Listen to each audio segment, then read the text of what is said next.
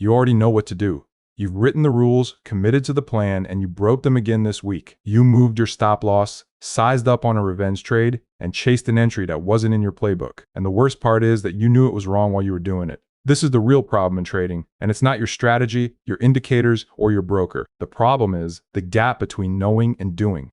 Most traders think they need more information, a better system, one more course. But information was never the issue. You already have the knowledge, and what you don't have is the ability to act on it when it matters most. That gap is where trading accounts go to die. By the end of this video, you'll understand exactly why that gap exists and how to close it for good. Let me paint a picture that explains this perfectly. A surgeon performs a complex operation, follows every step flawlessly, and the patient still doesn't make it. The surgeon reviews the procedure, notes what happened, and moves on to the next case. The outcome was bad, but the process was sound. Now put a trader in the same position. They take a textbook setup, perfect entry, proper stop, correct position size, and the trade loses. They spiral, question the entire system, and skip the next 3 setups because they're afraid. Or worse, they double down on the next trade trying to make it back. Same situation, same flawless process with a bad outcome, but completely different responses. The surgeon has a probabilistic identity, and they understand that individual outcomes don't define competence. But the trader has fused their identity with being right, and that's not a discipline problem, it's a belief problem. Mark Douglas spent his entire career studying this exact gap.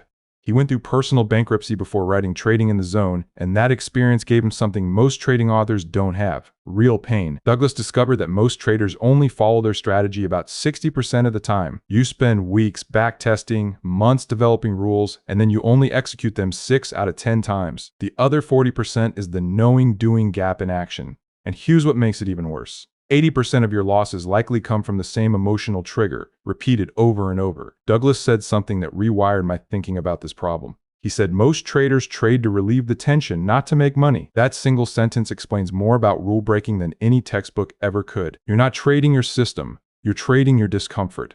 Until you see that clearly, nothing changes. So why does your brain sabotage you in the moment?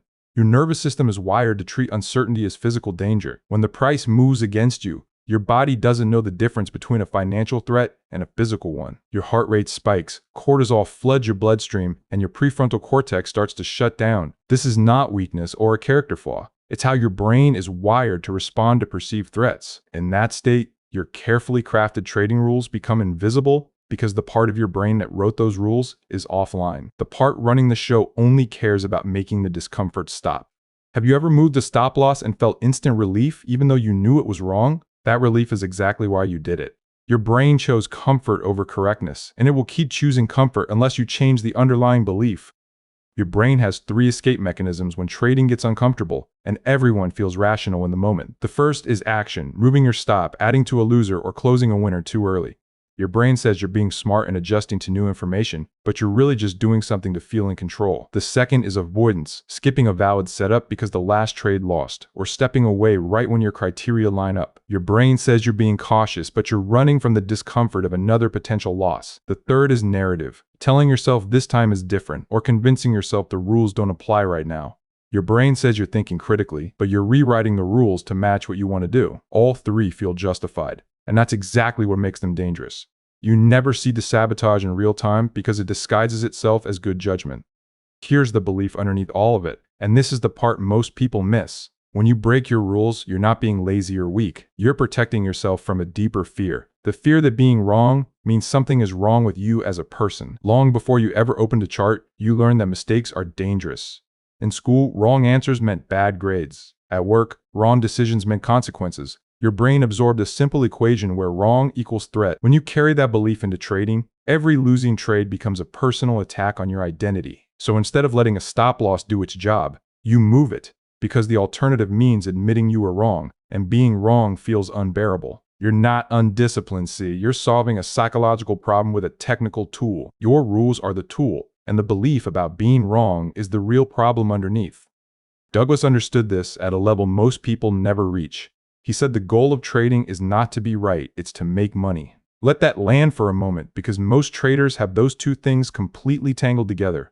You can be right 60% of the time and still lose money if your winners are small and your losers are large. And you can be wrong 60% of the time and make a fortune if you cut losses quickly and let winners run. Being right about a single trade is almost irrelevant to long-term profitability. What matters is how you manage the entire distribution of outcomes. And that requires a fundamental shift in what you believe a good trade is. A good trade is one where you followed your process, not one that made money. A losing trade taken perfectly is a good trade, and a winning trade taken sloppily is a bad one. Drop a comment below if this reframe changes how you think about your last loss. Ray Dalio built the largest hedge fund in the world, and his approach to mistakes is the opposite of what most traders do.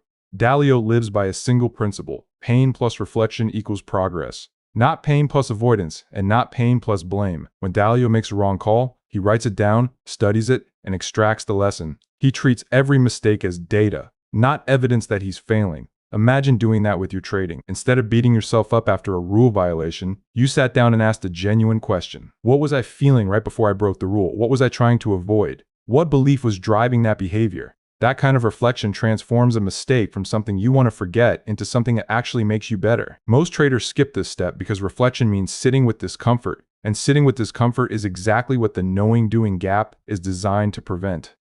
Here's something that will shift your perspective on this entire problem. Think about your car's seatbelt. You buckle up without thinking about it, never debating whether to wear it, never weighing the pros and cons each time you sit down. The behavior is completely automatic because you don't attach any emotional significance to it. Now imagine if buckling your seatbelt meant admitting you might crash, that you're a bad driver, that something terrible could happen to you today. You'd hesitate every single time. That's exactly what's happening with your trading rules. Following your stop loss should be as automatic as buckling a seatbelt, but you've attached emotional meaning to it that it was never supposed to carry. The stop loss doesn't mean you were wrong. It means one outcome in a distribution occurred and nothing more. When you can execute with the same emotional neutrality as buckling a seatbelt, you've closed the knowing-doing gap. And that shift starts with 3 practical upgrades that most traders have never tried. The first upgrade is a pre-trade belief check. Before every single trade, ask yourself one honest question. Am I entering because my criteria are met or because I need something from this trade? That second part is the key. Needing something from a trade means you're not trading the setup, you're trading an emotion. Maybe you need to feel smart after yesterday's loss, or you need the validation of a win to prove your system works. Maybe you need the excitement because the market has been slow and you're bored. Any of those needs will corrupt your execution completely. When you catch yourself needing something from a trade, that's the signal to step back. Not because the setup is bad, but because your relationship to the outcome is compromised. Write this question on a sticky note and put it on your monitor. If you answer honestly, this single question will prevent more rule violations than any indicator or alert system ever could. The second upgrade is a post-loss neutral statement. After every losing trade, before you do anything else, say this out loud or write it in your journal. That trade is complete, one data point in a distribution. This sounds simple, and the simplicity is exactly the point. You're interrupting the emotional cascade before it has a chance to start. Remember the stress response from earlier, the cortisol, the tunnel vision, the urge to act. That cascade begins the instant your brain interprets the loss as a threat. The neutral statement intercepts that interpretation and reframes the loss from personal failure into statistical reality. Not a judgment of your worth, not evidence your system is broken, just one outcome among many. If you subscribe to this channel and practice nothing else from this video, practice this one habit. Write it in your journal after every single trade, winning or losing. That trade is complete. One data point in a distribution. Over time, your brain will start to believe it, and following your rules stops being a battle. The third upgrade is one most traders overlook entirely, and it's directly tied to the O'Neill methodology that guides this channel. Your rules should already include market direction. When distribution days stack up and leading stocks start breaking down, going to cash is not avoiding the market. Going to cash is following your rules. This is where the knowing-doing gap hits hardest for many traders. They see the market weakening, they know the signals are bearish, and they keep trading because sitting in cash feels like quitting. But protecting your capital in a downtrend is discipline, not fear. And re-entering after a follow-through day, that massive rally on heavy volume that confirms buyers are back, that's not guessing. That's rule-based execution at its finest. Cash is a position and waiting is a strategy. Sometimes the most disciplined trade you can make is no trade at all. What matters is recognizing when you're following a signal versus following a feeling. Here's a practical framework that ties everything together. Keep a column in your trading journal called Belief Score. Before every trade, rate your emotional state from 1 to 10. 1 means completely neutral, executing because criteria are met. 10 means you're emotionally charged, anxious, or desperate to be right. Any score above 5 is a clear warning signal, and anything above 7 means you should step away regardless of how good the setup looks. This isn't about avoiding trades, it's about building self-awareness in real time. Over weeks, you'll start seeing patterns. noticing that your worst rule violations happen on specific days, after specific outcomes, at specific times. Once you see the pattern, you can break it. That's the real power of a journal, transforming vague feelings into concrete data. Data is something your rational mind can work with, even when your emotional mind is screaming at you to act. Track the belief score for 30 days and watch what happens to your rule compliance. We started this video with a direct accusation. You already know what to do, and you broke your rules again this week. Now you know why. The knowing-doing gap is not a discipline problem, it's a belief problem. The belief that being wrong is dangerous was installed before you ever traded. Your brain treats uncertainty as a physical threat, and it escapes to action, avoidance, or narrative. But now you have the tools to close that gap.